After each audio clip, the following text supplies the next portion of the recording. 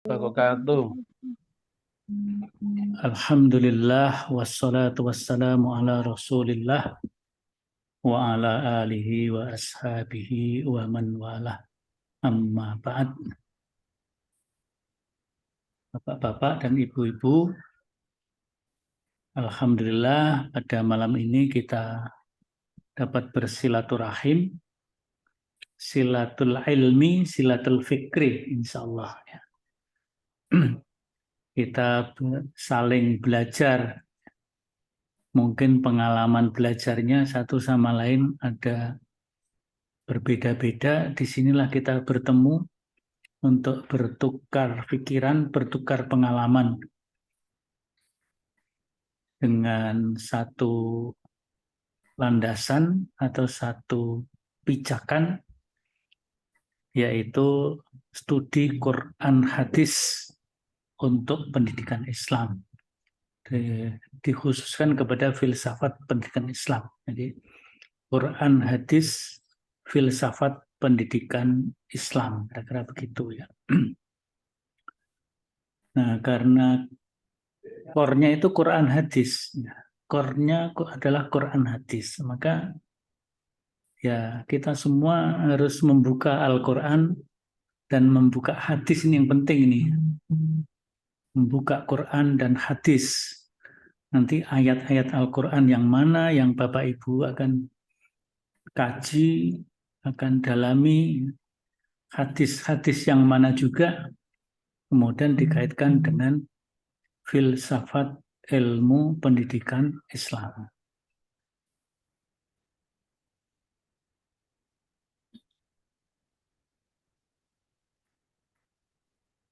Jadi mata kuliahnya itu seperti itu. Studi Quran Hadis tentang filsafat ilmu pendidikan. Ditambah lagi di belakangnya pendidikan Islam. Ya, karena program studi kita adalah doktor pendidikan agama Islam. Dan sekarang program pasca sarjana baik S2 maupun S3 ini penanggung jawab pelaksanaannya adalah fakultas. Jadi di bawah fakultas. Jadi prodi PAI, S1, S2, S3, prodi Hukum Ekonomi Syariah, S1, S2. Mudah-mudahan nanti juga segera bisa buka S3-nya juga. Prodi Ilmu Al-Quran dan Tafsir yang kita miliki kan ada 3 itu ya. S1, S2, dan mudah-mudahan nanti juga ada S3-nya juga. Itu adalah di bawah Fakultas Agama Islam Universitas Muhammadiyah Surakarta.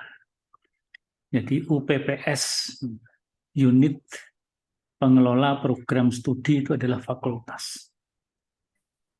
Sedangkan sekolah pasca sarjana atau direktorat pasca sarjana itu sebagai supporting, sebagai pendukung, terutama pendukung secara teknis pelaksanaan perkuliahan itu dibantu, didukung oleh direktorat sekolah pasca sarjana. Mungkin kedepannya akan dipusatkan betul-betul di bawah fakultas. Sedangkan pasca sarjana atau sekolah pasca sarjana hanya akan menangani program studi yang bersifat multidisiplin atau interdisiplin.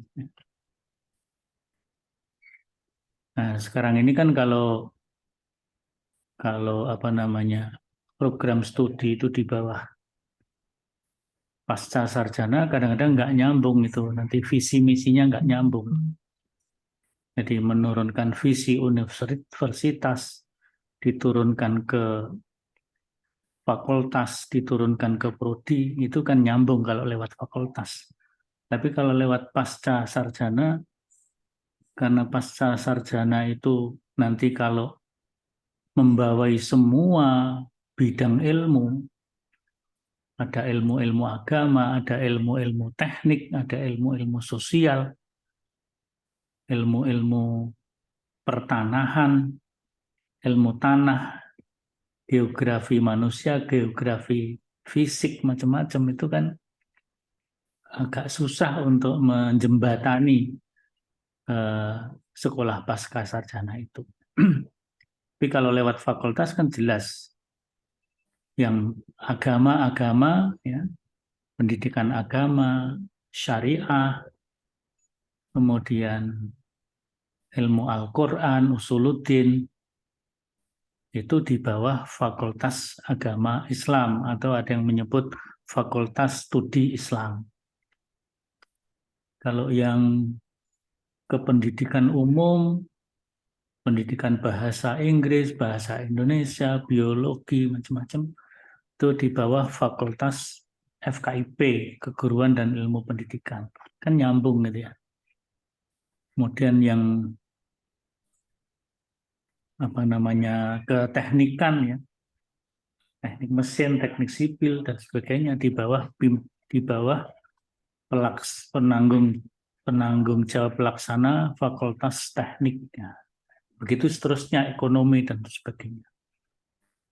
Nah, jadi itu mulai ya satu atau dua periode ini sudah begitu di bawah Fakultas Agama Islam. Ya. Nah, sehingga program studi PAI doktor ini juga di bawah Fakultas Agama Islam dengan didukung, dibantu, disupport oleh Direktorat Sekolah Pasca Sarjana.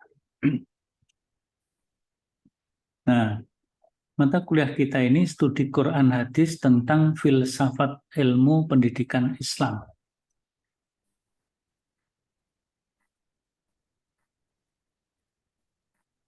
Maka kalau kita lihat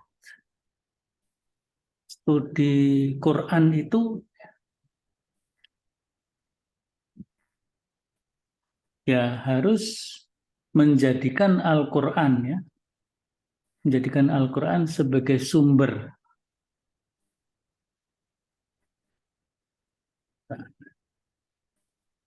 Ini agak ketutup.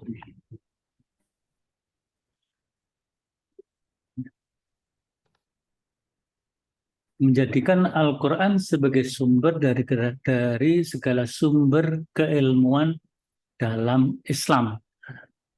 Ini juga sekaligus membedakan filsafat ilmu yang berbasis secular worldview. Nah, kita ini mengembangkan konsep ilmu, filsafat ilmu dengan berbasis Islamic worldview. Nah, kalau Islamic worldview, wahyu itu menjadi sumber keilmuan, sumber kebenaran. Dan wahyu bisa menjadi sumber teori-teori. Nah, sedangkan kalau secular worldview, justru wahyu tidak masuk. Wahyu tidak masuk di situ. Jadi yang pertama landasannya penting di sini, Al-Quran sebagai sumber dari segala sumber keilmuan dalam Islam. Sumber ilmu yang pertama ya Al-Quran, kemudian As-Sunnah, berikutnya adalah Al-Ijtihad. Oleh karena itu, kajian Al-Quran akan menjadi core, bahkan hardcore bagi studi keislaman. Dan oleh karena itu, bapak-bapak dan ibu semuanya harus kembali mendalami ulumul Quran wa ulumut tafsir. Ya. Jadi jangan dilupakan ini ya. Ulumul Quran, ulumul tafsir jangan dilupakan. Apalagi sudah di tingkat doktor ini ya. Mau nggak mau kan harus bisa menjawab kalau ditanya berkaitan dengan tafsir Al-Quran, tentang ulumul Quran, gitu ya. Ya tentu saja kita tidak akan mengkaji teknis-teknis ulumul Quran. Saya anggap atau kita anggap Bapak Ibu sudah selesai tentang itu. S1 sudah ulumul Quran, S2 sudah ulumul Quran lagi. Nah, saya kira itu sudah mencukupi ya. Nah, kita hanya melakukan refreshment ya, refreshment di program doktor ini. Maka nanti ketika melakukan kajian penulisan karya ilmiah terkait dengan mungkin tafsir tarbawi atau hadis tarbawi gitu ya. Bahasanya kalau kita ketika S1 kan tafsir tarbawi, hadis tarbawi. Tafsir-tafsir tentang pendidikan, tafsir ayat-ayat tentang pendidikan, atau kajian hadis-hadis tentang pendidikan. Begitu. Maka itu disegarkan kembali itu ya. Nah, pendalaman ulumul Quran tentunya kita coba refreshment ya, dan itu dilaksanakan sendiri-sendiri. Silahkan dilaksanakan sendiri-sendiri, tapi boleh bekerja sama dengan yang lain, nah, saling mengisi satu sama lain. Ya. Jadi pendalaman kembali ulumul Quran meliputi eksistensi Al-Quran, keberadaan Al-Quran, dzalikal kitabul la raiba fihi hudal lil muttaqin, itu kita dalami kembali.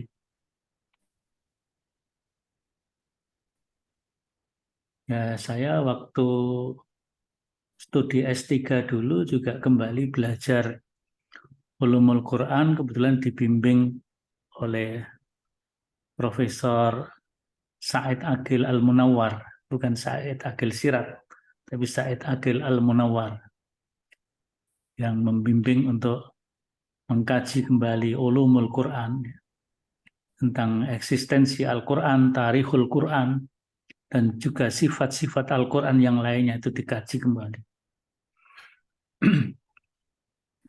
Nah, itu pendalaman Al-Quran sebagai bagian dari studi Quran untuk landasan filsafat ilmu pendidikan Islam. Nah, pendalaman ulumut tafsir meliputi pendalaman bentuk dan sumber tafsir. Jadi dicek kembali ya. Karena misalnya kemarin saya menguji salah satu disertasi PAI, kita ada yang menulis tentang tafsir ya. Tafsir terkait dengan pendidikan multikultural. Mengkaji tentang tafsirnya Abdullah Yusuf Ali sama satunya siapa itu ya? Ya, otomatis dia mendalami betul, mendalami lagi ya bentuk-bentuk dan sumber-sumber tafsir, metode-metode, corak-corak penafsiran yang mungkin sudah sempat lupa ya didalami kembali. Mungkin bagi yang ingin menulis disertasinya ada perspektif tafsirnya, kira-kira begitu.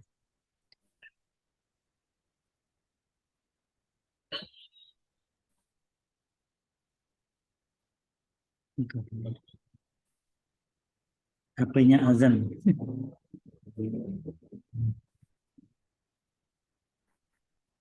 Kita sholatnya di takhir ya, takhirul isya. Ya, Prof. Jadi perlu pendalaman ulang ulum tafsir itu, baik itu metode penafsiran, bentuk-bentuk penafsiran, sumber-sumber tafsir, corak-corak penafsiran, kaidah-kaidah tafsir. Tentu kita tidak belajar secara rinci teknis di dalam perkuliahan kita, tapi saya minta masing-masing pribadi untuk menyegarkan kembali di sini. Nah, kemudian berikutnya adalah studi Quran kita ini studi Quran yang lebih kepada tematik. tematik terutama pada tema pendidikan. Ya.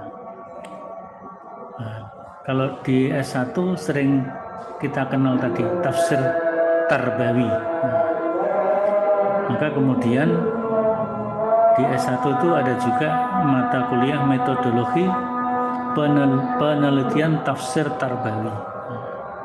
Nah, di situ mungkin kalau perlu membaca ulang, dikaji kembali, atau mungkin malah menulis ya, menulis metodologi penelitian tafsir tarbawi yang terbaru, kira-kira begitu ya.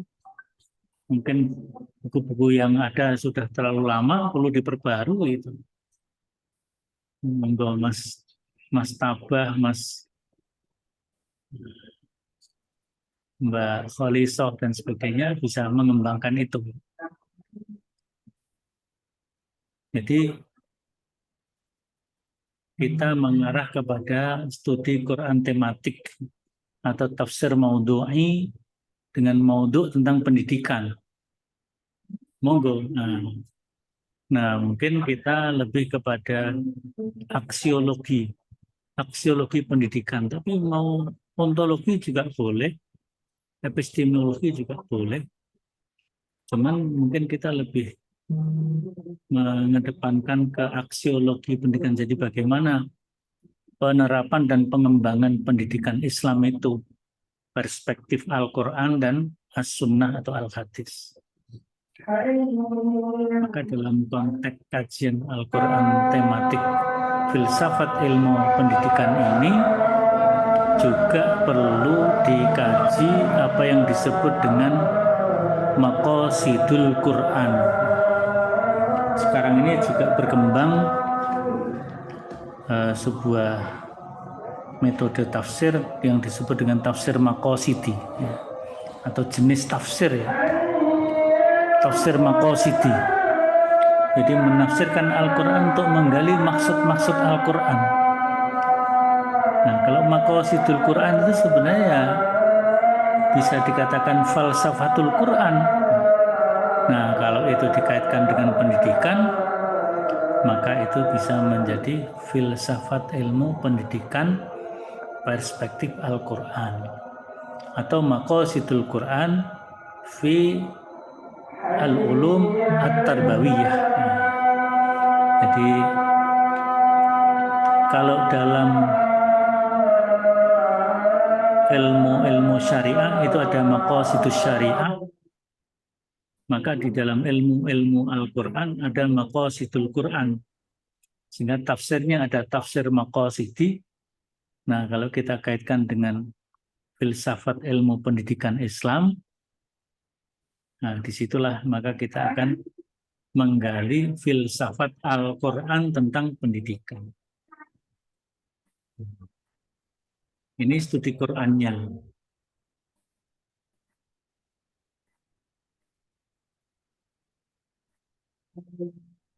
Kemudian studi hadis. Jadi memang saya diminta oleh Pak Munir, Prof. Munir, agar mendampingi Bapak Ibu untuk kembali menyegarkan studi Qurannya dan studi hadisnya gitu ya. Tapi tentu tidak lepas dari filsafat ilmu pendidikan Islam. Ini penting. Nah, kalau hadis ya seperti Quran juga tadi ya. Hadis menjadi sumber kedua dari sumber keilmuan dalam Islam setelah Al-Quran. Ya sama gitu ya. Yang ini jelas tidak ada di dalam worldview di luar Islam. Ya, worldview sekuler itu enggak. Bahkan mereka beragama Kristen, mereka tidak menjadikan Bible sebagai sumber kebenaran dalam keilmuan. Ya. Jadi Bible tidak dilibatkan di dalam pengembangan ilmu. Sangat berbeda dengan Islam.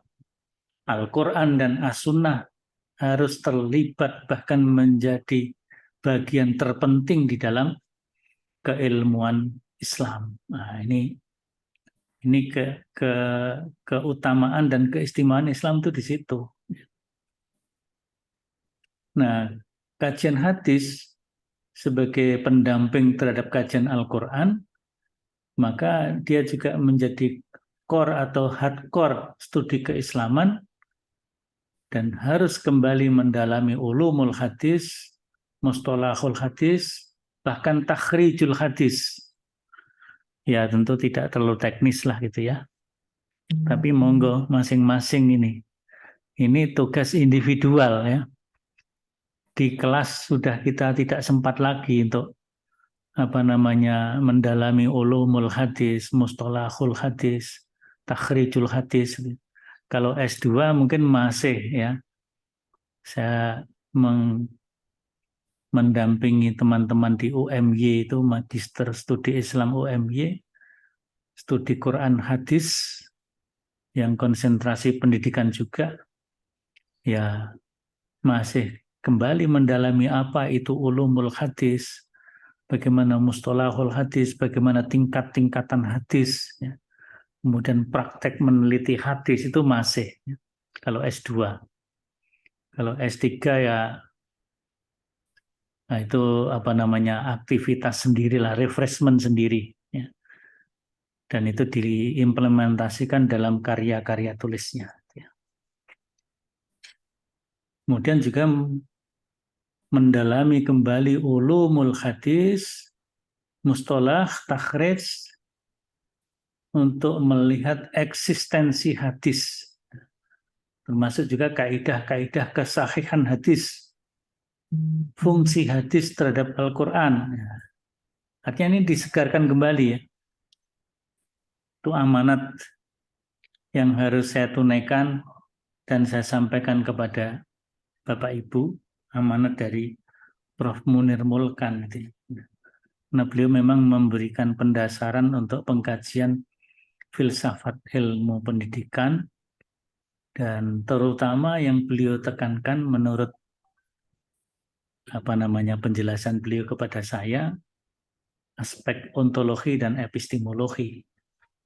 Jadi kalau tadi ada yang belum ketemu ya dalami lagi ontologi dan epistemologi filsafat ilmu pendidikan itu, insya Allah ketemu ya. Jadi kuliahnya sampai rampung belum ketemu ya enggak apa-apa. Nanti kan ketemu juga. Nanti akan ketemu. Pokoknya ketemulah. Dan jangan lupa minta petunjuk kepada Allah juga.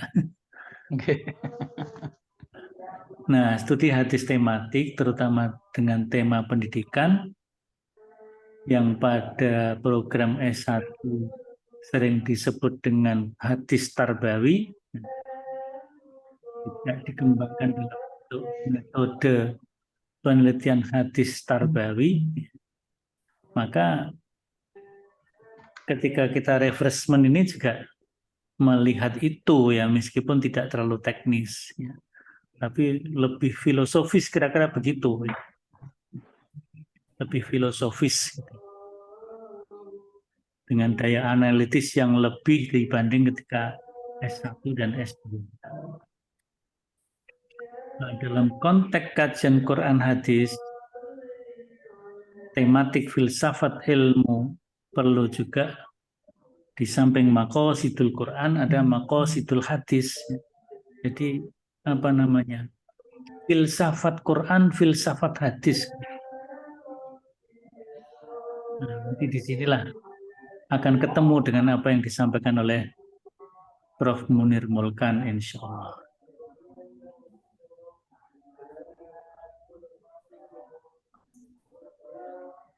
Nah, sekarang Quran hadis filsafat ilmu pendidikan Islam.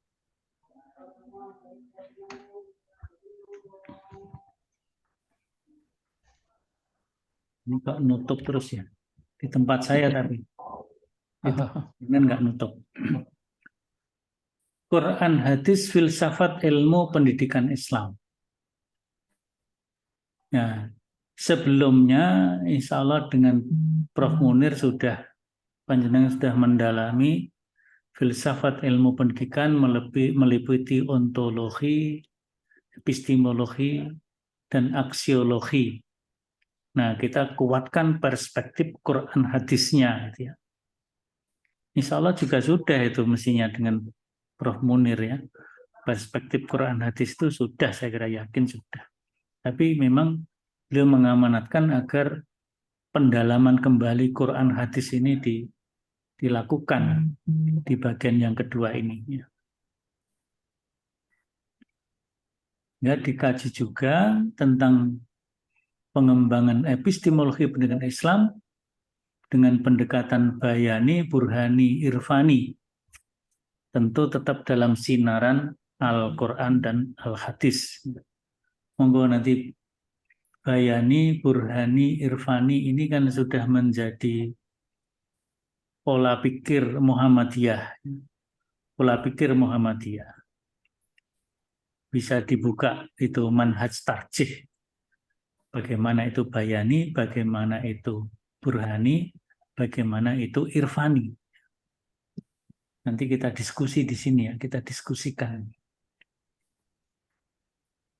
Memang bayani, burhani, irfani ini sebuah peristilahan yang dikenalkan pertama kali oleh Muhammad Abid Al-Jabiri, terutama dalam kitabnya, dalam bukunya Bunyatul Aqli Al-Arabi dan Takwinul Aqli Al-Arabi. Beliau ingin menggambarkan perkembangan historis epistemologi Islam yang berbasis kepada bayani, burhani, dan irfani itu. Bayani itu lebih kepada tekstual, burhani lebih kepada pemikiran reflektif dan riset pengembangan, pendekatan ilmiah, riset pengembangan gitu ya. Sedangkan irfani itu reflektif, lebih kepada hati nurani, ya, hati nurani.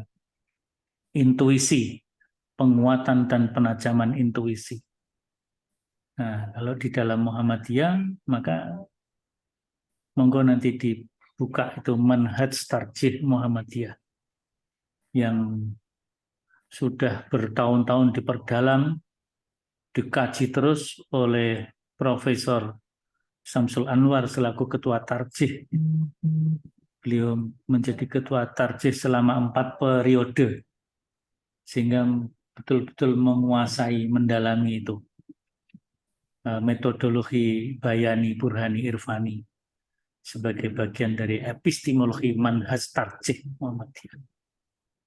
Memang perintis awalnya dulu Profesor Amin Abdullah, tapi yang mendalami betul ya dan menerapkan, beliau menjadi ketua tarjih 4 periode itu sangat menguasai itu. Dan penjelasannya betul-betul penjelasan yang boleh dikata luar dalam, lahir batin, sehingga sangat komunikatif, bisa diterima oleh semua pihak di kalangan ulama-ulama tarjih. Dulu ketika pengenalan awal oleh Prof. Amin Abdullah, banyak sekali penolakan-penolakan tentang bayani, burhani, irfani ini.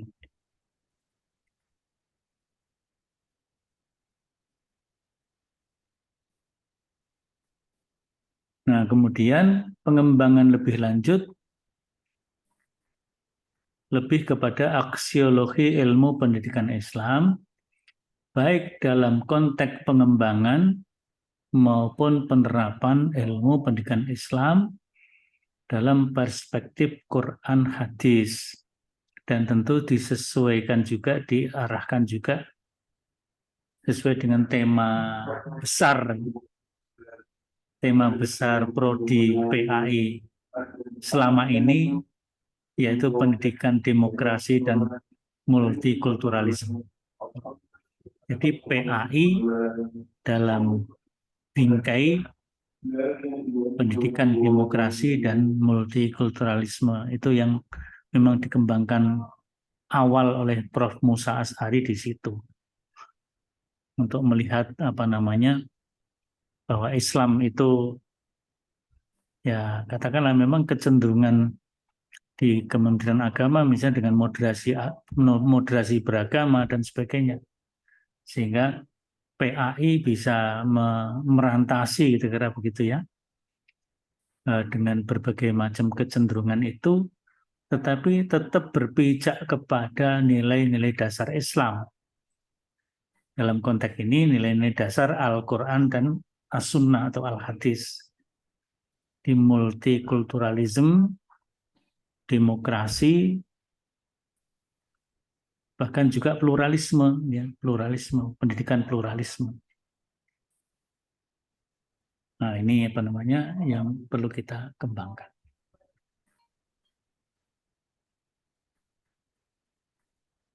Nah, ada beberapa topik ya, beberapa tema pokok ya. Tentu ini bisa dikembangkan lebih luas lagi, ya. Tidak terbatas itu. Jadi kajian Quran hadis, aksiologi pendidikan Islam itu, ya. Tema-tema pokoknya ya, bisa pada tema pokok pengembangan ilmu pendidikan Islam. Monggo lah ini kan baru inventarisasi masalah sederhana. Saya yang bukan ahli pendidikan ya. Saya bukan S1 bukan pendidikan, S2 bukan pendidikan, S3 juga bukan pendidikan.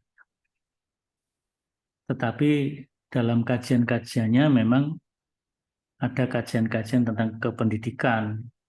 Kemudian juga sering diminta untuk berbicara tentang filsafat ilmu, Islamic worldview di program studi pendidikan. PAI terutama PAI S1 dan S2 dan juga S3 ini. Nah, mungkin bisa kita kembangkan misalnya ini fitrah manusia sebagai makhluk pedagogis, metode dan pendekatan pendidikan Islam, pengembangan lingkungan pendidikan, dan seterusnya. Monggo 4, 5, 1, 2, 3 yang di atas itu ditambah lagi 4, 5. Yang di bawah itu anggap saja 1, 2 nanti ditambah lagi. Tema pokok penerapan ilmu pendidikan Islam. Ya. Pendidikan kompetensi dan karakteristik kurikulum pendidikan Islam. Ya, nanti dikaitkan dengan multikulturalisme. Ya. Seperti kemarin ada disertasi tentang multikulturalisme di berbagai pondok pesantren ya. Nah, jadi ada kajian tentang multikulturalisme di pondok Gontor. Ya. Kemudian juga di berbagai pondok As-Salam dan sebagainya. Jadi dicoba penelitian lapangan juga ya, penelitian lapangan untuk mengembangkan kajian Quran hadis filsafat ilmu pendidikan Islam. Nah, untuk mengkaji ini ada paradigma keilmuan Islam yang perlu kita pahami bersama ya. Di dalam studi Islam di Fakultas Agama Islam ini baik S1, S2, S3 ya. Itu ada paradigma yang kita kembangkan. Yang pertama adalah taksil ya. Taksil dari kata al-aslu, usul ya. Al-aslu berarti kan asal ya. Pokok, usuluddin, pokok-pokok agama. Nah, maka taksil di sini adalah dalam kita melakukan kajian harus ada upaya orisinalisasi, ya. Orisinalitas dan orisinalisasi Islam. Dan segala persoalan harus dirujukkan kepada sumber utama ilmu-ilmu Islam, yakni Al-Quran dan As-Sunnah. Mata kuliah kita, studi Quran dan hadis ini sebenarnya implementasi dari prinsip taksil ini ya, orisinalitas Islami, di mana segala persoalan harus dirujukkan kepada sumber utama ilmu-ilmu Islam, yakni Al-Quran dan As-Sunnah. Maka kajian Islam ya tidak bisa tidak harus berpijak kepada core-nya ini, hardcore-nya Quran Sunnah. Nah, kemudian ada taswir. Di satu sisi ada taksil, di sisi lain ada taswir. Taswir itu adalah deskripsi masalah. Sawwara yusawwiru itu menggambarkan, mendeskripsikan. Nah, berarti memaparkan realitas sosial, realitas perkembangan ilmu, tentu dengan sinaran Islam. Maka taswirnya adalah taswir Islami. Taswir Islami. Jadi kita tidak boleh hanya sekedar mendeskripsikan realitas yang ada dengan deskriptif saja, tapi harus ada sinaran Islamnya di sini. Nah, ini yang pentingnya. Kadang-kadang penggambaran realitas itu hanya sekedar deskriptif, dan itu sudah dianggap sebagai bagian dari studi Islam. Padahal sinaran Islamnya belum diletakkan. Ya. Seperti mendeskripsikan tentang tradisi apa di suatu komunitas Muslim di Jawa misalnya. Hanya sekedar deskriptif seolah itulah Islam. Nah, padahal perlu dikupas, diklasifikasi sisi isi Islamnya itu di mana. Kalau memang tidak sejalan Islam harus dikatakan dan harus diluruskan. Itulah namanya taswir Islami. Nah, supaya lebih tepat, lebih tajam, dan searah antara taksil dan taswir itu, maka berikutnya adalah tarsyid. Tarsyid itu dari kata arsyada yursyidu irsyad, rasyada yurasyidu tarsyid. Ar-rusydu itu kan arah, ya, petunjuk atau arah. Maka tarsyid itu memberikan arah. Oh, taksilnya begini, taswirnya begitu. Realitasnya begini, ayatnya begini. Maka harus ada tarsyidnya. Harus ada pemberian arahnya. Dan pengarahan atas realitas itu dengan prinsip-prinsip Islam yang bersumber kepada Al-Quran dan As-Sunnah. Artinya nilai-nilai Islam selalu mewarnai realitas yang ada. Nah, nanti ketika misalnya kajian demokrasi, kajian multikulturalisme, saya sering kalau ujian-ujian, baik ujian kelayakan, ujian tertutup, ujian terbuka, yang saya tanyakan kepada para promovenda itu, ini di mana, letak PAI-nya di mana? Nah, kadang-kadang dilupakan itu. Bicara multikulturalisme, lupa PAI-nya. Bicara, ada yang menulis tentang kewirausahaan, pendidikan kewirausahaan. Doktor PAI kok nulis tentang pendidikan kewirausahaan. Ini hubungannya dengan PAI apa? Nah, ini tarsyidnya ini harus ada. Jangan hanya taswir saja. Maka harus ada tarsyidnya yang sebelumnya ada taksilnya. Nah, setelah itu ada tatwir. Nah, sampai taksil, taswir, tarsyid, dan tatwir ini wilayahnya S2 ya, S2. Kalau tarsyid itu S1. Taksil, taswir, tarsyid itu S1. Ditambah tatwir itu S2. Nah, tangzir dan tatbik itu S3. Tangzir itu dari nazoriyah. Nazoriyah itu teori pembangunan teori baru.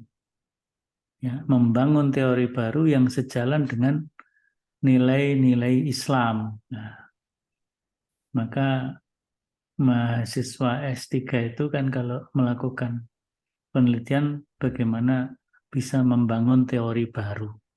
Tidak sekedar mengarahkan atau mengembangkan. Kalau S1 mengarahkan saja. S2 mengembangkan. Taksilnya gini, taswirnya gini, tarsidnya gini, itu S1. Kemudian pengembangannya bagaimana? Itu S2. Dia mengembangkan teori. Nah, kalau S3 membangun teori baru. Dan penerapannya, tatbik. Penerapan hasil riset dengan nilai-nilai Islam yang memberikan maslahat bagi kehidupan umat manusia. Nah, kira-kira begitu ini apa namanya output outcome dari apa namanya filsafat ilmu pendidikan. Nah, maka kemudian arah pengembangan kajiannya, ya, arah pengembangan kajian Al-Quran, hadis, filsafat ilmu pendidikan Islam ini, ayat-ayat Al-Quran dan hadis Nabi menjadi starting point kajian aksiologi pendidikan Islam. Kajian ayat-ayat Al-Quran berwawasan ilmu-ilmu Al-Quran dan tafsir. Kajian hadis juga demikian berwawasan ilmu hadis. Jadi refreshment kembali itu ilmu-ilmu Al-Quran dan ilmu-ilmu tafsir, ilmu-ilmu hadis. Penjelasan dan penafsiran Al-Quran hadis dapat mengutip kitab-kitab tafsir Al-Quran atau syarah hadis, baik klasik maupun kontemporer. Nah, jadi di sini tafsir-tafsir yang klasik, tafsir-tafsir yang kontemporer, ya perlu digali kembali, ya. Sehingga kita bagaimana memadukan antara yang klasik dan kontemporer, tentu ada tarsidnya tadi ya. Kemudian diperkuat oleh penelitian dan pengembangan, research and development tentang aksiologi pendidikan, baik level pengembangan maupun penerapan. Dan juga kajian-kajian yang dilakukan oleh para ahli, baik melalui penelitian maupun juga kajian-kajian reflektif yang dilakukan oleh para pemikir muslim dan juga yang lainnya. Bisa jadi dari kalangan non-muslim melahirkan kajian-kajian keislaman. Kita akan terbuka ya. Tidak hanya tertutup, hanya menerima dari pemikiran-pemikiran kaum muslimin saja, tapi kita terbuka dari siapa saja. Maka tatwir, tangzir, tatbik sesuai dengan roadmap riset yang akan dikembangkan oleh mahasiswa S3. Jadi dalam menulis disertasi kan selalu ada roadmap-nya, roadmap risetnya. Ini saya kira pokok-pokok ya, pokok-pokok landasan yang saya sampaikan di awal ya. Mungkin kita bisa diskusi dulu, tanya-tanya, tanya jawab ya. Tukar pikiran nanti apa namanya pokok-pokok pikiran yang saya sampaikan tadi kita bagikan untuk dibaca ulang, untuk dikaji ulang. Monggo kami persilahkan untuk menyampaikan pikiran-pikiran panjenengan semuanya, mungkin apa yang sudah didapat, apa yang selama ini kemarin mendapatkan dari Prof. Munir Mulkan, dan apa yang ingin dikembangkan, monggo dipersilahkan.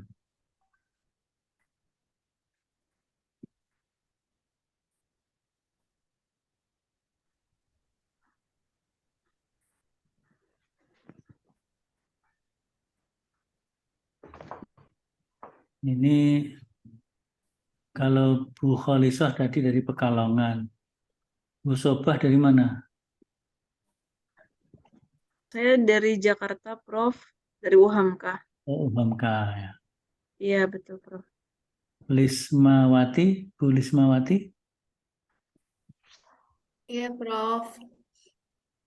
dari mana Ibu? Dari Jakarta, Prof. Iya, di Jakarta juga ini.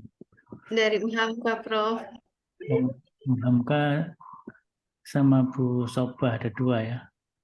Iya, Prof. Pak Kholik Asyuri saking pundi Pak? Dari Jombang. Bilang, oh, dari Nggih. di Jombang di mana? Di lembaga apa? Saya ini hanya satu-satunya yang tidak ngajar, Bob. Oh. Teman-teman ini yang ngajar semua. Saya hanya di kampung saja. Mas Solihul Anwar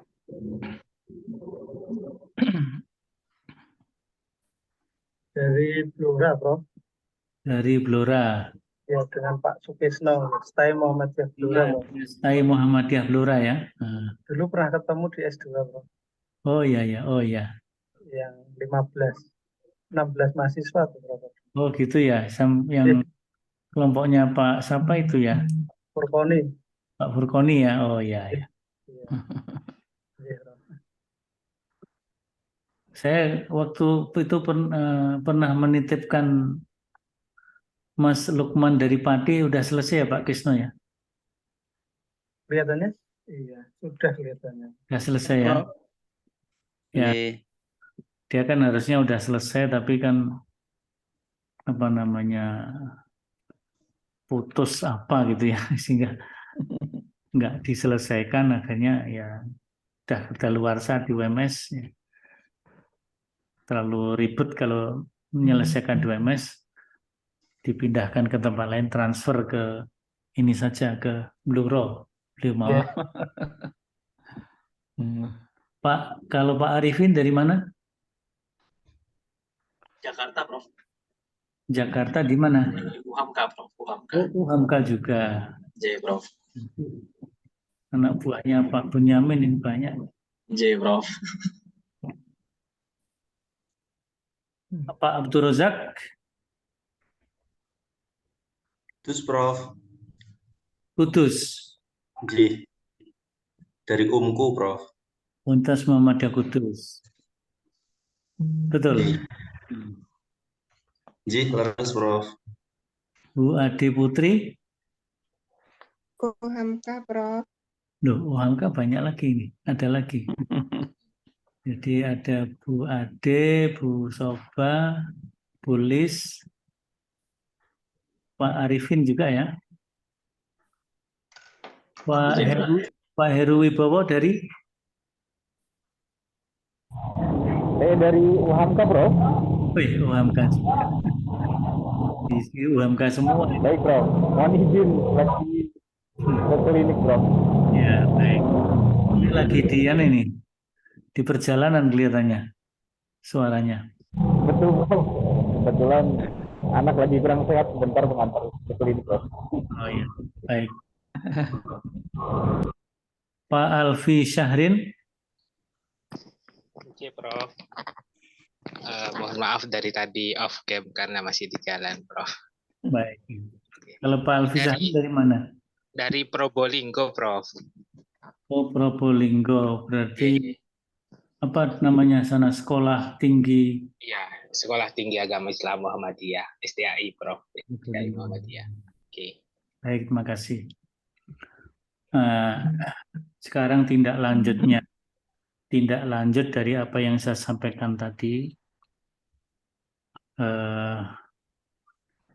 Ini kan ada 12 orang ya. 12 orang. Saya minta berkelompok. Berkelompoknya dua orang saja tapi. Berkelompok dua orang untuk membuat satu tema. Satu tema kajian tentang terutama aksiologi pendidikan Islam, perspektif Quran dan Sunnah. Ya. Baik itu aksiologi itu dalam tataran penerapan maupun pengembangan. Ya. Penerapan maupun pengembangan. Tapi juga tidak menutup kemungkinan kalau mau mengambil ontologi atau epistemologi boleh juga. Monggo lah. Tapi mungkin yang diperbanyak adalah aksiologisnya, kira-kira begitu. Ya. Aksiologi pendidikan Islam, perspektif Al-Quran dan As-Sunnah, baik itu pada level penerapan maupun pengembangan, kemudian bidang-bidangnya itu bisa etika, bisa estetika, gitu ya. Nah, saya kira yang sangat menarik memang kalau di bidang aksiologis ini ya, karena itu adalah prakteknya. Jadi nanti berdua gitu mengangkat satu tema untuk dikaji, ditulis, dan dipresentasikan.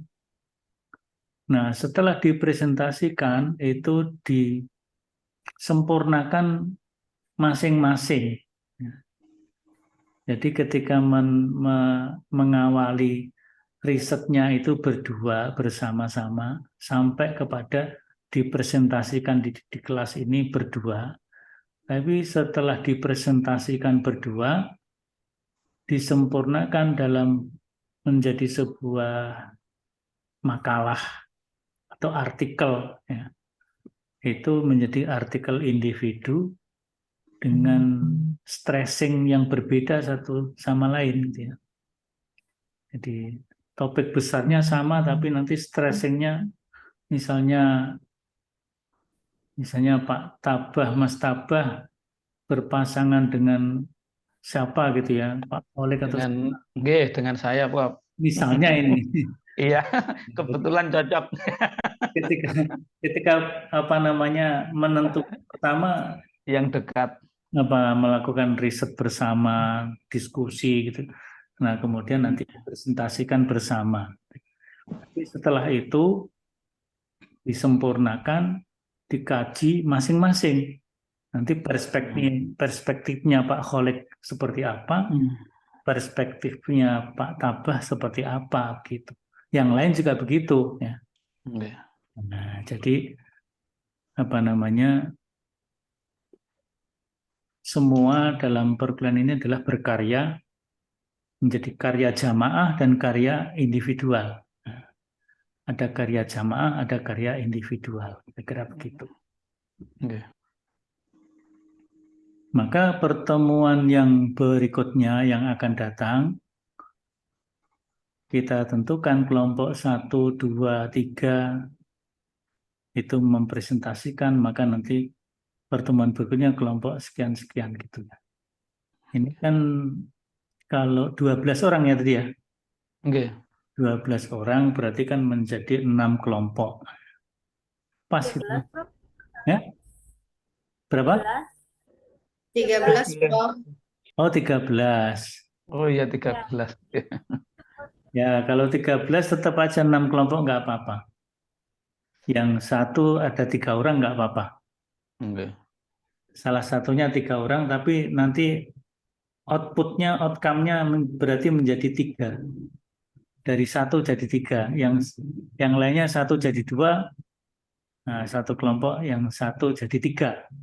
Perspektifnya masing-masing begitu.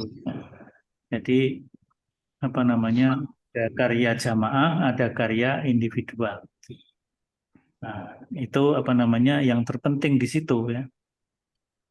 Nah, maka kita bisa diskusikan malam ini tentang apa namanya substansi materinya, kemudian juga kira-kira pengembangannya seperti apa, monggo gitu kita ada diskusi malam hari ini ya. Monggo saya persilahkan. Prof, minta izin, Prof. Monggo. Oke. Yang pertama ini sebetulnya hanya sebatas pengen penekanan saja. Sebetulnya itu filsafat pendidikan Islam itu sudah betul-betul ada apa belum? Kalaupun ada, sebetulnya ibaratnya itu saat ini kiblat kita atau mazhab kita dengan filsafat pendidikan Islamnya ala siapa, Prof? Mungkin mohon pencerahan itu, Pak. Terima kasih. Ya, apa namanya, karena program studi pendidikan agama Islam PAI UMS, program doktor ini perintis awalnya Prof. Musa As'ari, maka kita juga merujuk pada pemikiran-pemikiran Pak Musa As'ari. Prof. Musa itu ada satu buku, Filsafat Islam, Sunnah Nabi dalam Berpikir. Oh, Pernah baca buku itu oke. ya? Kebetulan sudah beli, Pak. Sudah pernah Oke. baca ya? Oke, sudah. Filsafat Islam, Sunnah Nabi dalam Berpikir. Jadi filsafat di sini bukan sebuah aliran pemikiran, tapi filsafat sebagai sebuah metode berpikir, sebuah cara berpikir, pendekatan berpikir. Maka sebenarnya filsafat itu ya ada. Nah, kalau itu dikaitkan dengan pendidikan, maka filsafat pendidikan itu ya mestinya ada. Filsafat pendidikan Islam. Katakanlah misalnya Muhammadiyah yang banyak bergelut di bidang pendidikan, dan Kiai Dahlan juga merintis pendidikan, maka sudah digali juga filsafat pendidikan Islam perspektif Kiai Haji Ahmad Dahlan. Nah, di mana pendidikan Islam, pendidikan yang bersumber kepada Al-Quran dan As-Sunnah, tetapi juga memasuki ke seluruh relung-relung kehidupan umat manusia. Itu filsafat pendidikan Islam yang sudah banyak dikembangkan, ditulis, termasuk Pak Prof. Munir Mulhan, dan ada Pak Abudin Nata, Pak siapa lagi ya? Kalau nggak salah Prof. Yunan Muhammad Ali itu. Prof. Yunan Muhammad. Nasution, Pak Muhammad Ali juga. Oke. Jadi di situ beberapa percikan-percikan pemikiran dari Kiai Ahmad Dahlan. Kalau Kiai Dahlan kan memang tidak menulis ya, tapi pikiran-pikiran beliau turun-temurun ditulis awal oleh Kiai Suja, oleh Solihin Salam dan sebagainya, kemudian dirumuskan oleh pemikir-pemikir yang mutakhir ini, di antaranya juga Prof. Sudarnoto yang dari UIN Jakarta yang menjadi anggota Majelis Dikti Litbang itu juga mengembangkan itu. Jadi filsafat pendidikan Islam sebagai sebuah metode berpikir, metode pendekatan berpikir dalam menggali nilai-nilai pendidikan Islam adalah sesuatu yang konkret, sesuatu yang ada. Jadi kalau seperti itu, filsafat itu bukan sesuatu yang haram. Nah, kan ada yang mengharamkan filsafat. Oke. Nah, mungkin filsafat yang diharamkan itu filsafat sebagai sebuah aliran pemikiran tertentu yang mungkin bertentangan dengan nilai-nilai pemikiran Islam tertentu, bisa jadi begitu. Sehingga ada yang mengharamkan. Nah, maka kalau saya tidak dalam berpretensi yang mengharamkan itu, karena memandang filsafat bukan sebagai aliran berpikir, tapi sebagai sebuah metode pendekatan berpikir. Jadi berpikir, kalau itu disifati oleh Al-Quran, disifati oleh Al-Hadis, disifati oleh Islam, itu menjadi sesuatu yang konkret di dalam Islam. Itu, Pak. Oke.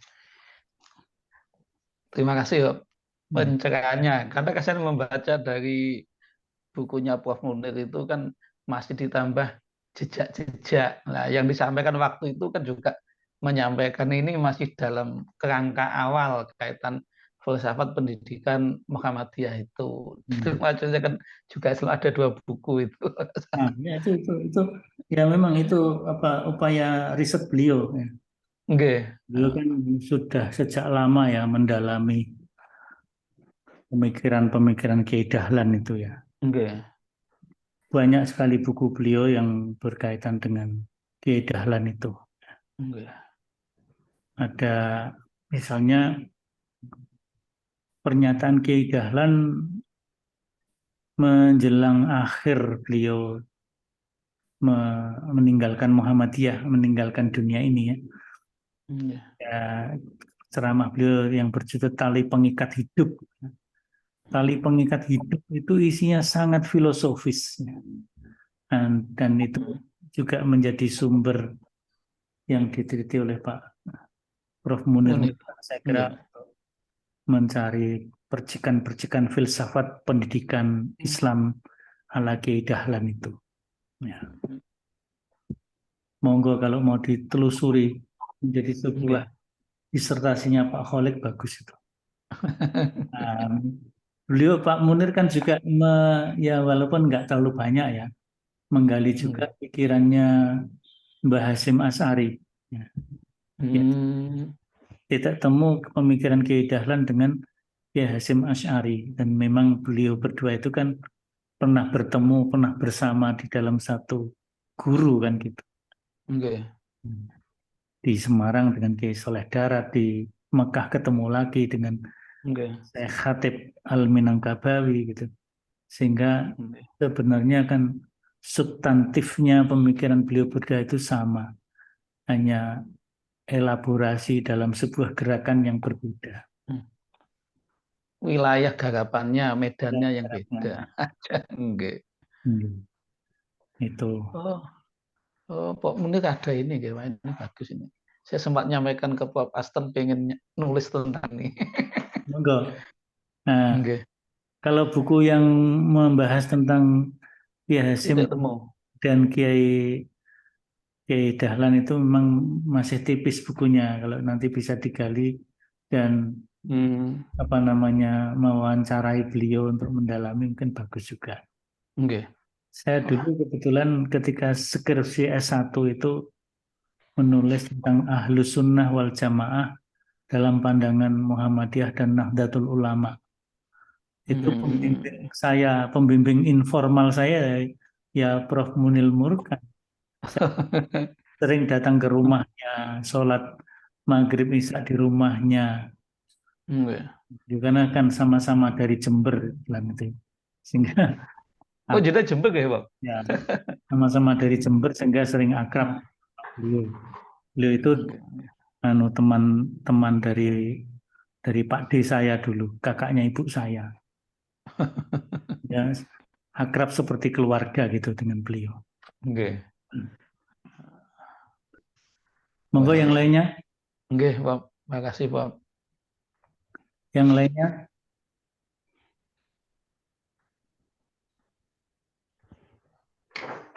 Bu Kholisah, apa komentarnya?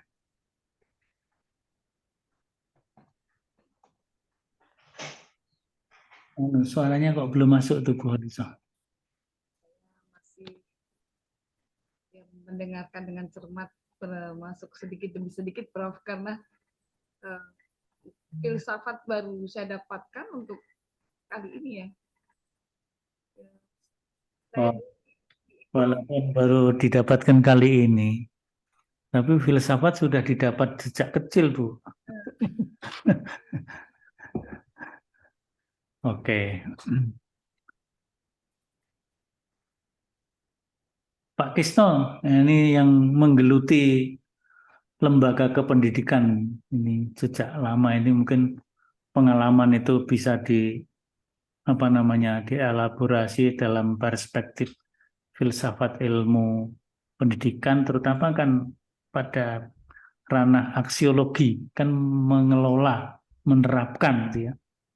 menerapkan mengelola lembaga pendidikan. Nah, nanti tinggal dicari perspektif Quran hadisnya. Moga Pak Kisno. Mohon maaf Prof, jadi saya dalam berpikir tentang filsafat pendidikan Islam di sini, dalam pemikiran kami bahwa di dalam filsafat pendidikan Islam itu kita memang sangat berhati-hati di dalam menyampaikan sebuah materi filsafat ini kepada mahasiswa, terutama bahwa berpikir tentang filsafat itu kita menggali sebuah ilmu, dan ilmu itu memang harus sesuai dengan Al-Quran dan Sunnah. Karena kalau berpikir tentang filsafat itu, kami itu punya pemahaman kalau kita tidak selalu berdasarkan pada Al-Quran dan As-Sunnah, sehingga bisa-bisa pemikiran di dalam pikiran kita, kalau kita mempelajari filsafat secara hanya tidak berdasarkan kepada Quran, sehingga pikiran kita itu nanti akan terbawa kepada hal-hal yang sifatnya berbau berbau menduakan, begitu. Jadi kami itu kalau belajar tentang filsafat ini harus benar-benar berdasarkan kepada Al-Quran dan Sunnah. Itu arah daripada pikiran itu nanti biar tidak melenceng. Begitu Prof. Terima kasih. Ya boleh begitu. Jadi kalau kita memaknai filsafat itu apa dulu? Sebenarnya begitu. Ya. Jadi kalau kita memaknai filsafat itu sebagai sebuah metode pendekatan berpikir kritis sampai ke akarnya. Nah, tinggal nanti sifatnya. Disifati apa gitu? Disifati Islam, disifati Al-Quran. Nah, itu insya Allah tidak akan melenceng ya, tidak akan melenceng. Tapi kalau filsafat itu sebagai sebuah aliran berpikir yang kemudian mewarnai cara berpikir kita, dan aliran itu tidak sejalan dengan Islam, maka Imam Al-Ghazali dulu mengkritisi kaum filosof itu karena memang output dan outcome dari berpikir filsafatnya itu menyimpang dari prinsip-prinsip keimanan. Maka kemudian beliau menulis buku namanya Tahafutul Falasifah, hancurnya atau rusaknya pemikiran filsafat. Nah, padahal yang dikritisi oleh Al-Ghazali itu hanya aspek-aspek tertentu yang menyimpang dari pemikiran itu. Tapi pengaruhnya besar, sehingga kebanyakan umat Islam tidak berani berfilsafat akhirnya. Karena Imam Al-Ghazali menyampaikan Tahafutul Falasifah. Nah, untuk mengeliminasi itu, supaya tidak terlalu berat efeknya, pandangan Imam Al-Ghazali berefek matinya filsafat di kalangan umat Islam, maka Ibnu Rushd menulis buku Tahafut, hancurnya atau rusaknya orang yang menghabisi filsafat sama sekali, gitu, kira-kira begitu. Tapi bukan berarti Ibnu Rushd itu mengganyang habis Imam Al-Ghazali, tidak. Jadi karena antara Al-Ghazali dan Ibnu Rushd itu kan tidak ketemu, jauh itu. Jadi Ibnu Rushd itu hadir ketika Imam Al-Ghazali sudah wafat. Jadi bukan beliau untuk mengkritik habis Imam Al-Ghazali, tapi untuk meluruskan umat Islam, janganlah jangan meninggalkan berpikir yang kritis itu. Berpikir kritis tetap penting. Ya. Maka kemudian beliau juga menulis kitab fikihnya itu, yang di dalamnya banyak bicara tentang usul fikihnya juga, yaitu Bidayatul Mujtahid wa Nihayatul Muqtasid. Bidayatul Mujtahid itu kan berarti bidayah itu permulaan, mujtahid permulaan menjadi seorang mujtahid. Artinya istihad, berpikir kritis harus dihidupkan kembali, tapi tetap nihayatul muqtasid. Jadi diakhiri dengan apa? Muqtasid itu tengah-tengahan gitu ya, dengan tidak terlalu kebablasan ke sana, juga tidak kebablasan ke sana, itu muqtasid. Nah, itu pemikiran Ibnu Rushd. Ya. Jadi Ibnu Rushd ingin menetralisir, karena semula memang efek filsafat terlalu berat, maka Al-Ghazali responnya juga dengan respon yang sangat tajam, kira-kira begitu ya. Karena tajamnya mengakibatkan kaum muslimin terlalu takut dengan filsafat, akhirnya muncul mengharamkan filsafat itu. Nah, Ibnu Rushd menetralisir ya ngono ning aja ngono, kira-kira begitu ya. Nah, ya filsafat itu penting, tapi ya tetap muktasid ya. Muktasid itu berarti menggunakannya ya tengahan, wasatiyah. Tidak terlalu kebablasan ke sana, tapi juga tidak terlalu wedi takut dengan filsafat gitu, kira-kira begitu. Jadi bainal ifrat wa tafrid ya. Kalau ifrat itu berlebih-lebihan, kalau tafrid itu ya takut, kira-kira takut kepada filsafatnya. Maka nanti dalam melakukan karya untuk presentasi pendalaman studi Quran hadis pendidikan Islam ini, monggo berdua itu nanti mengambil tema apa, kami persilahkan. Judulnya mulai difikirkan untuk berdua, nanti ketika penyempurnaan secara individual, judulnya bisa tetap atau bisa berubah sedikit. Kalau bisa berubah sedikit biar nggak sama persis antara si A dan si B gitu ya. Nah kalau sama persis kan nanti kalau ini kok wong loro kok judulnya podo kan begitu. Kecuali kalau satu tulisan dua nama kan. Tapi ini kan nanti menjadi satu tulisan satu nama. Maka ketika dengan stressingnya masing-masing gitu ya. Saya mau bertanya, Prof. Monggo. Kadang-kadang mau bertanya pun takut salah, Prof. Ini untuk tugas yang diberikan Prof. Samsul tentang aksiologi pendidikan Islam, Al-Quran dan Sunnah dalam penerapan dan pengembangan pendidikan Islam ya. Ini saya belum punya gambaran, Prof. Apa dalam hal ini aksiologi itu maksudnya penerapan dalam hal pemikiran, penerapan dalam mungkin teori atau bagaimana, Prof?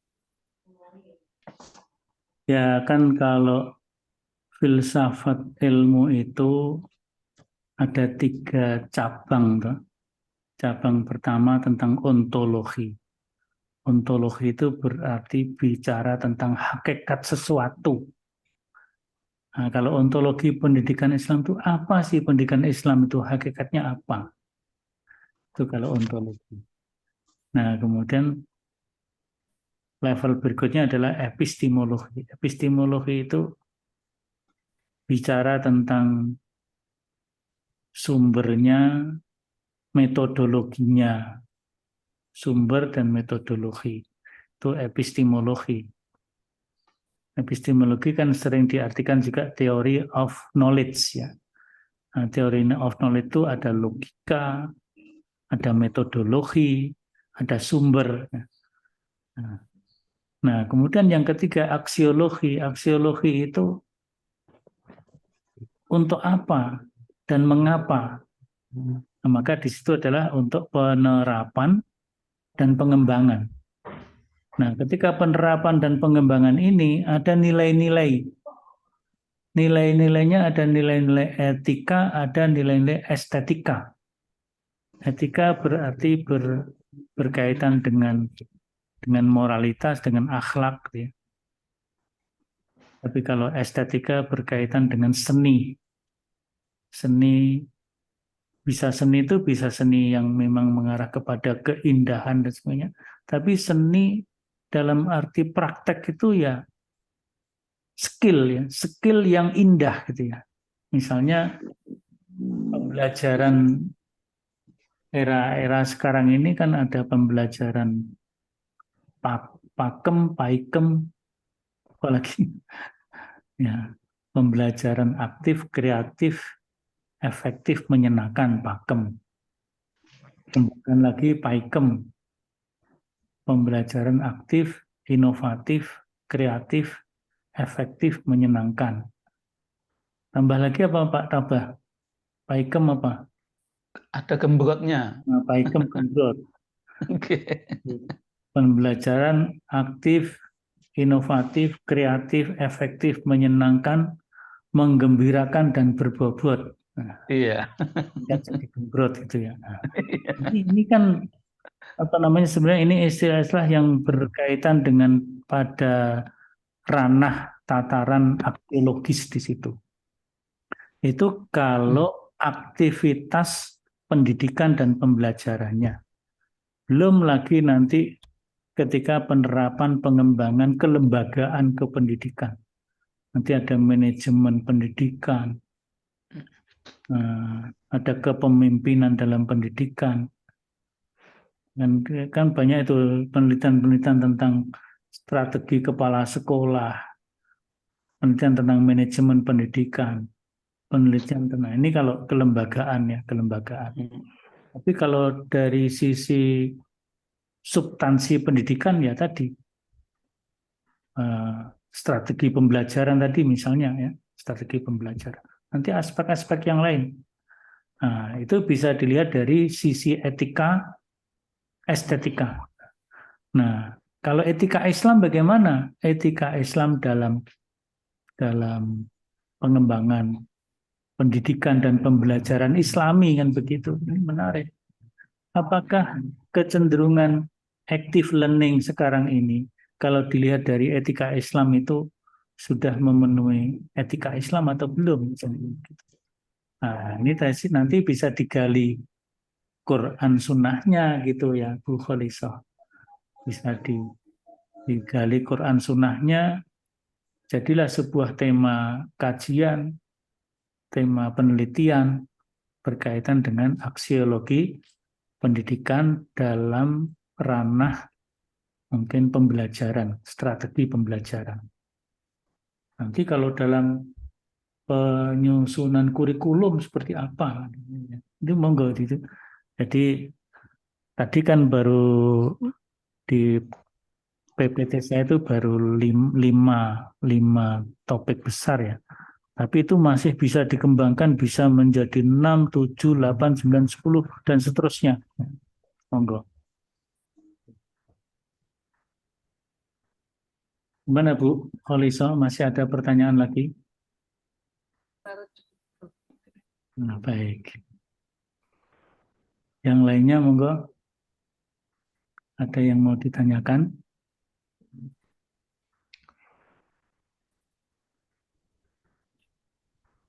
Ini kalau apa namanya grupnya kelas ini ada ya? Ada, Pak. Oh, yang kelas jenengan belum. Belum ya? Oke. Buat, Prof. Oke. Kok berarti cara mengkaji, mohon izin, Pak. Oke. Misalnya mengkaji pembelajaran apa pendekatan pembelajaran apa itu berbasis kepada peserta didik misalkan, itu dalam perspektif Islam gitu boleh Pak Menggiwati untuk materi seperti ini.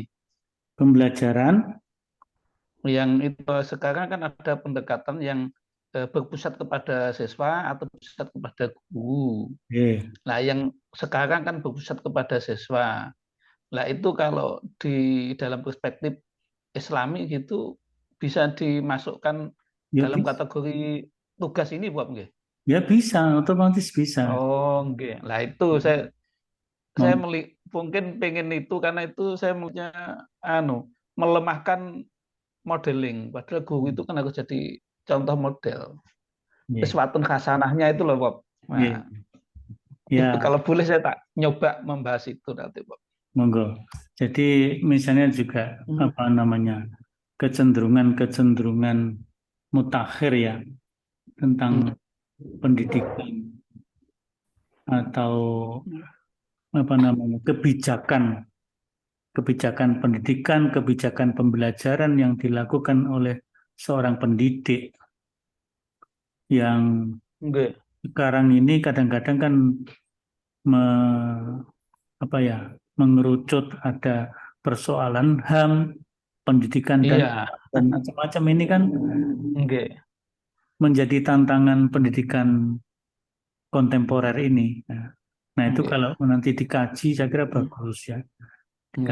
Supaya apa namanya masyarakat umum itu tahulah apa namanya pendidikan itu harusnya bagaimana dan bagaimana peran masyarakat umum terhadap pendidikan itu seperti apa. Kalau dulu kan waktu kita masih kecil, saya masih kecil terutama apa namanya kalau guru itu membentak kita, guru itu mungkin menyentuh tubuh kita dengan apakah dengan cubitan atau dengan pukulan, tapi pukulan yang tidak sampai menyakitkan, itu kan semua orang menyadari itu sebagai bagian dari proses mendidik gitu ya. Orang tuanya ikut menyadari, masyarakat ikut menyadari, sehingga guru itu juga merasa tenang memberikan pendampingan terhadap murid gitu kan, terhadap siswa. Sekarang ini baru dibentak sedikit sudah lapor ke orang tua nggak terima lapor ke polisi dan sebagainya ya. Padahal baru teguran gitu ya. Nah ini kan apa namanya lingkungan ya, environmental input itu tidak mendukung ya. Harusnya kan ada environment inputnya mendukung, kemudian apa namanya calon-calon peserta didiknya mendukung, orang tuanya mendukung dan seterusnya. Kalau itu kan kalau semuanya mendukung kan proses pendidikan akan menjadi lebih bagus. Sekarang hati-hati sekali kan gitu. Nah, kalau itu bisa diungkap dalam sebuah kajian perspektif Quran hadis, segera bagus sekali, Pak. Khalid ya. Saya juga contohnya kita ini kan PAI demokrasi dan multikultural. Multikultural itu sendiri kalau kita tidak dibingkai dengan Islam kan juga kebablasan. Nanti atas dasar multikulturalisme LGBT pun juga boleh lah gitu loh Pak. Maksudnya jadi kacau nanti. Betul. Makanya tadi taksil, taswir, tarsyid, tatwir, tangzir, dan tatbik. Nanti saya bagi lewat yang sudah ada kontaknya Bu Kholisah. Nanti saya kirim ke WA-nya Bu Kholisah biar Bu Kholisah membagi kepada teman-teman yang lain. Termasuk presensi ya. Presensi malam ini sudah saya bagi di chat ini linknya.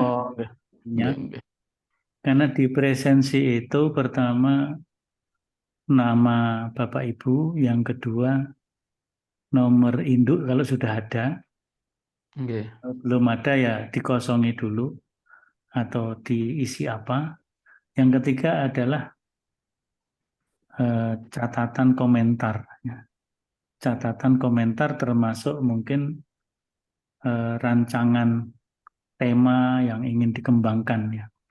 Karena kan kita nanti masuk lagi itu tanggal berapa? 17 ya. Tanggal 17. Berarti tanggal 17 harus sudah ada 3 kelompok yang siap untuk tampil ya. 3 kelompok yang siap untuk tampil. Kemudian tanggal berikutnya kita kan hanya bertemu 3 kali kan. Nah, dengan Prof. Munir sudah berapa kali? 3 kali juga. Nggih sampun tuntas, Pak. Nah, ya, artinya dengan Prof. Munir itu Nggih 3 kali. 3 kali, dengan saya juga 3 kali kan gitu. Nah, jadi yang pertama ini saya hanya memberikan pengantar umum, arah pengembangan kajian kita, kemudian Bapak Ibu menindaklanjuti. Ya. Jadi nanti pertemuan yang akan datang ada 3 kelompok. Siapa 3 kelompok yang akan tampil pertama? Pak Tabah dan Pak Kholek sudah jelas ya, siap ya? Siap, Wah. Bismillah. Pak Kholek sama Pak Tabah, nggih. Tabah. Itu Nggih. kelompok 1. Insyaallah, Pak. Kelompok 2 siapa yang daftar? Saya kelompok 1 tadi, Pak, nggih dengan Pak Ya, Tabah. kelompok 1 dengan Pak Tabah. Kelompok 2 siapa yang daftar? Kelompok 2. Saya sama Pak Arifin ya. Bu Khalisa sama siapa? Pak Arifin. Sama Pak Arifin. Yang sama-sama dari ini ya, UHAMKA juga? Saya bukan dari UHAMKA, Prof. Saya dari UMPP. Oh, dari UMPP ya. Nah, dari UMPP yang Pak Arifin yang dari UHAMKA ya? Oh ya, monggo. Bu Khalisa sama Pak Arifin kelompok yang kedua. Yang nanti siap tanggal 17 juga. Monggo temanya dipersilahkan dirunding berdua. Meskipun nanti ketika tindak lanjutnya diisi dengan stressingnya masing-masing ya, output akhirnya. Nah, sekarang kelompok yang ketiga, monggo. Kelompok yang ketiga yang tampil di tanggal 17 juga, siapa dengan siapa?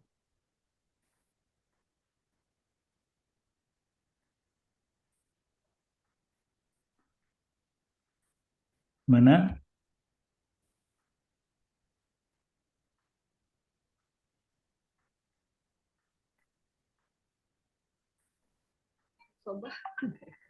Siapa yang mau menyiapkan diri di tanggal itu, tanggal 17?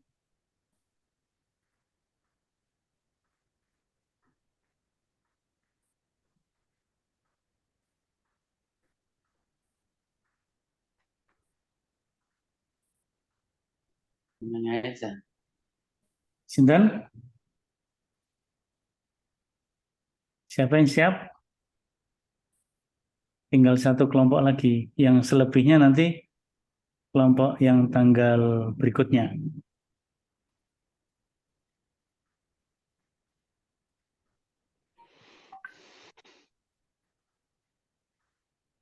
Nah, misalnya Pak Alfi Syahrin sama siapa? Mungkin dengan Mas Solihul Anwar, Prof. Sama Pak Solihul Anwar. Iya, Prof. Betul. Oke, Prof. Ya, baik. Jadi untuk tanggal 17 nanti yang pertama Pak Tabah sama Pak Kholek, yang kedua Bu Kholisoh sama Pak Arifin, yang ketiga Pak Alfi Syahrin dengan Pak Solihul Anwar. Tinggal nanti yang berikutnya adalah sisanya. Tinggal pasangannya siapa-siapa. Pak Kisno pasangan dengan siapa? Nah itu cocok itu Prof. Ada 2 kebetulan dari sana. Wah, Itu cocok. jadi itu nanti yang ketiga Prof. Jadi itu yang sekalian Prof. Oh, Itu kan bertiga. ada yang dibagi 3 itu Prof. Oh, jadi bertiga ya. Iya bertiga. Pak Kesno, Pak Solihun Anwar, sama Pak Alfi Zahrin. Ya, boleh lah. Alfi Zahrin. Oh, Itu ya oke, Prof. oke. Boleh. Iya. Nah, sekarang Sekalian Prof. yang nanti untuk tanggal berikutnya. Kelompok yang keempat, monggo. Kelompok yang keempat itu. Mohon maaf, Prof, tadi terpental. Wih, terpenting. Sinyalnya lagi error di rumah. Oh, gitu ya. Oke. Nah, kelompok 4 Bu Ristianti bersama siapa? Pak Heru, Prof. Baik, Bu Ristianti sama Pak Heru, kelompok 4. Nah, Iya, Prof. berikutnya, Bu Lis sama siapa? Bu Soba. Bu Lis sama Bu Soba. Berarti sama Bu Soba. Oke. Iya, satu paket itu. Prof. Ya, Bu Lis sama Bu Soba. Kelompok yang ke-5. Kelompok yang ke-6 berarti tinggal sisanya. Siapa ya? Pak Rozak ya? Oh, enggak, Pak Lojak. Ji, Prof. Pak Rozak sama Bu Ade ya? Ji, Betul? siap, Prof. Ya, Pak Rozak sama Bu Ade. Pak Rozak dari mana ya tadi ya? Dari Kudus Prof. Kudus, Dari Prof. Kudus. Bu Ade dari Uhamka. Prof. Oke. Kan apa namanya? Kerja online ini bisa, walaupun berjauhan tetap bisa kerja online. Silakan nanti apa namanya? Berunding, berdua dan bertiga, tema yang akan diambil apa. Jadi yang apa namanya kelompok yang pertama, kedua dan ketiga itu nanti tampil tanggal 17 ya. Tanggal 17. Nah, minimal sudah bisa menyampaikan PPT-nya ya, PPT-nya minimal. Oh, oke. Sudah bisa menyampaikan PPT-nya bertiga itu. Kemudian nanti tindak lanjutnya adalah menyempurnakan dalam bentuk makalah individual dengan stressing masing-masing. Ya. Stressing masing-masing termasuk kalau topiknya akan agak berbeda dikit dengan yang lain, monggo. Ya. Memang bagusnya beda sedikit ya. Itu yang apa namanya pekan berikutnya itu adalah tanggal 17 bulan 12. Harinya hari Sabtu. Nah, kemudian yang kelompok 4, 5, 6 itu tanggal 31 Desember di akhir tahun 2022. Ya. Harinya hari Sabtu juga menjelang malam tahun baru. Ya, monggo. Pokoknya fenomena kependidikan mutakhir bisa disoroti dalam perspektif Al-Quran dan hadis dalam konteks aksiologi pendidikan khususnya. Tapi boleh juga mau mengambil aspek epistemologis maupun ontologis.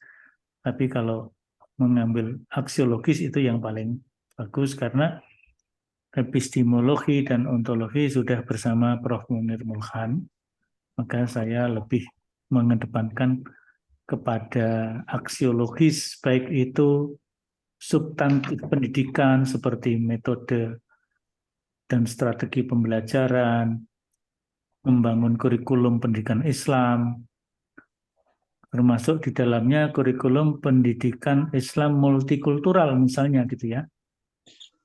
Nah, nanti disoroti dari sisi Al-Quran dan hadis gitu ya. Tadi disampaikan oleh Pak Krisno atau Pak siapa tadi ya. Nah, supaya multikulturalisme Islam ini memiliki pijakan dan arah yang baik bagi pengembangan dakwah pendidikan umat Islam ke depan. Nah, karena kan kalau kita lihat kecenderungan Menteri Pendidikan yang sekarang ini, namanya sih bagus, Nadiem Makarim, bagus. Ya bagus. Wongnya ya bagus ya. Tapi dalam kebijakan pendidikan mengkhawatirkan. Ketika kemarin menginisiasi akan melakukan revisi Undang-Undang Sisdiknas, ya. Kemudian menyusun RUU Sisdiknas yang baru, kan banyak respon negatif, ya, respon negatif atau penentangan, ya, terutama dari kalangan kaum muslimin, ya. Dan ketika Pak Rektor kita, Prof. Sufyan Hanif, atas nama Forum Rektor itu berkesempatan berbicara di depan DPR, ya, meminta yang pertama agar RUU Sisdiknas ini pembahasannya dihentikan terlebih dahulu. Karena banyak konsep-konsep, pemikiran-pemikiran yang tertuang dalam RUU Sisdiknas itu yang justru merusak sendi-sendi pendidikan yang berpijak kepada nilai-nilai Pancasila. Jadi itu mengkhawatirkan, ya.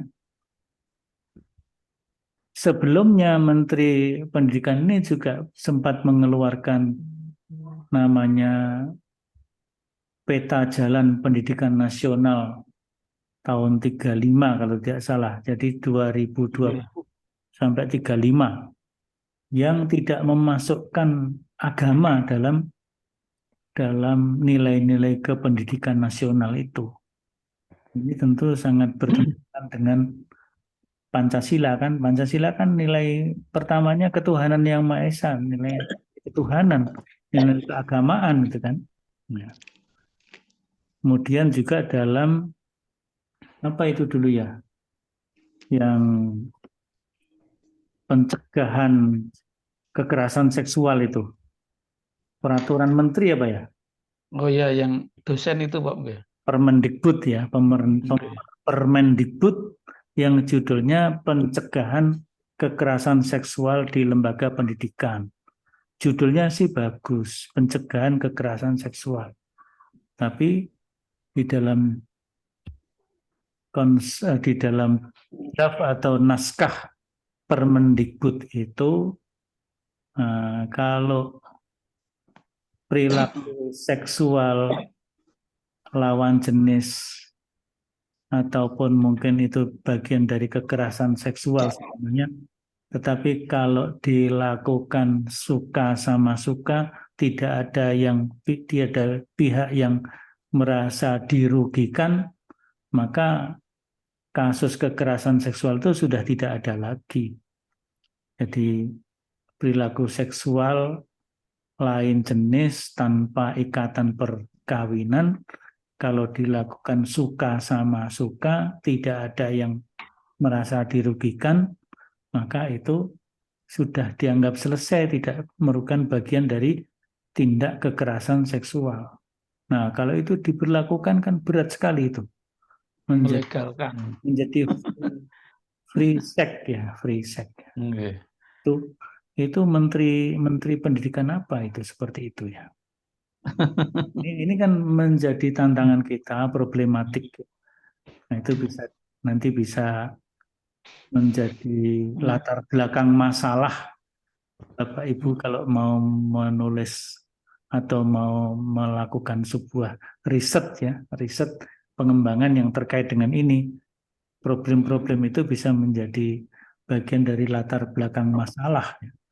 Sehingga kalau ada latar belakang seperti itu, kira-kira riset Bapak Ibu mau kemana arahnya gitu ya, supaya bisa memberikan solusi yang terbaik bagi pengembangan pendidikan di masa-masa yang akan datang gitu ya.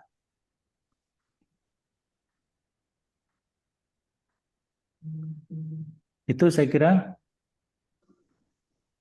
Ada yang lain lagi terakhir?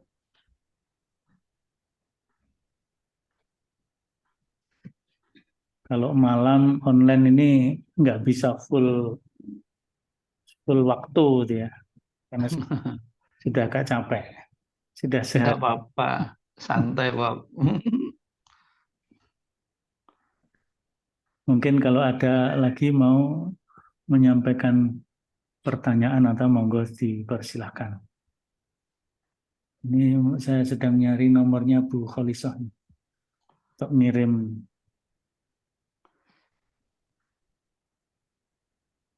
Kholisa ya, Kholisa tulisannya. Ya, betul.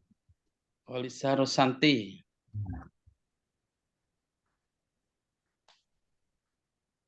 Presensi saya kirim di situ, nanti bisa di-share juga.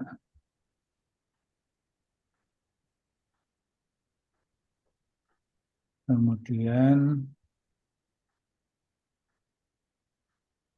paparan saya tadi bisa juga dikirim ke beliau supaya di-share kepada teman-teman.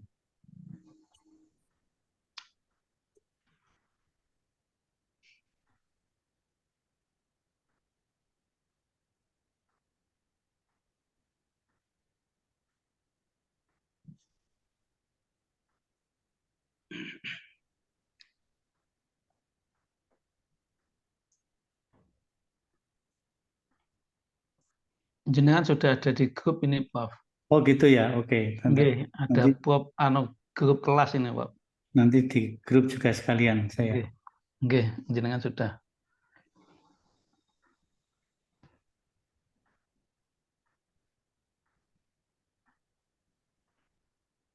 Kelasnya jangan kelas nama saya, kelas nama mata kuliah saja.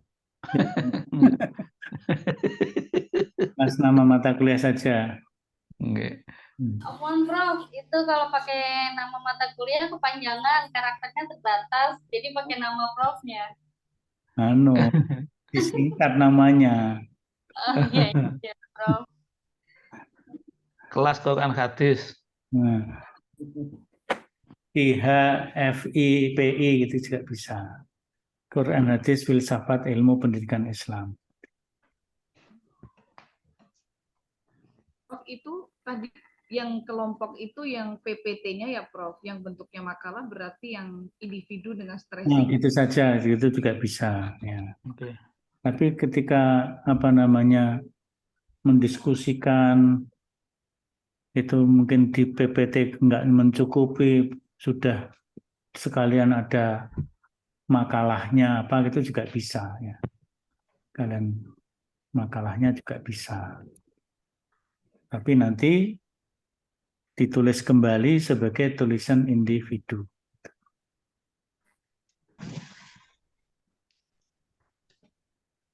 Ini oh ya, yang presensi langsung isi saja. Kemudian Sudah saya masukkan di grup itu linknya. Nggih. Oh, jenengan sudah masukkan juga, nggih. Nggih, Pak. Saya sudah ngisi, alhamdulillah. Baik, saya kira itu Bapak Ibu. Ini sekarang jam 8:30, tadi mulai 6:30. 6:30, 7:30, 8:30.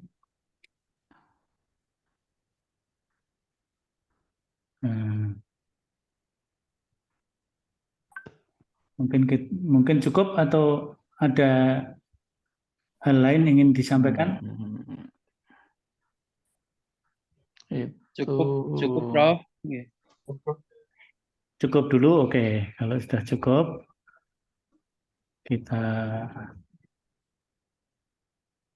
saya ambil gambarnya dulu untuk laporan Mas Sasongko. materi yang padat perlu penajaman buat tadi itu masing-masing. Ya.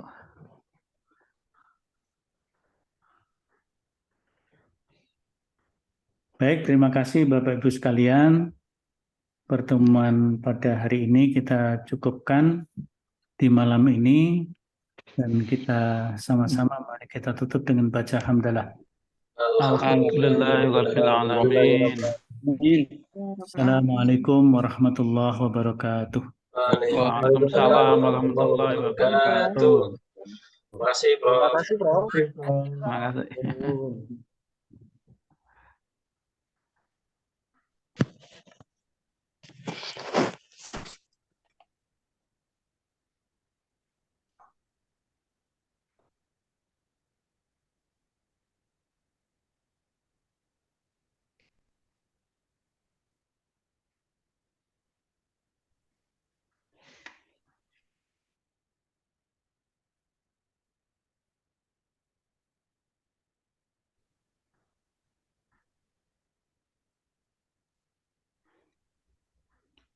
Kelompok sebaiknya ditulis masing-masing di grup lebih bagus, Bu. Oke, monggo.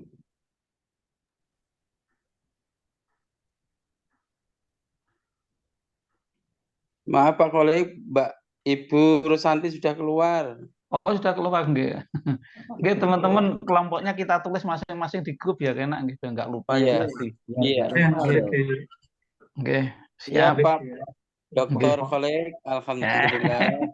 Barakallah. Nggih. Prof, mohon izin saya keluar dulu, Prof. Iya, monggo. Ini juga saya tutup, Zoom-nya saya tutup. Nggih, assalamualaikum. Salam.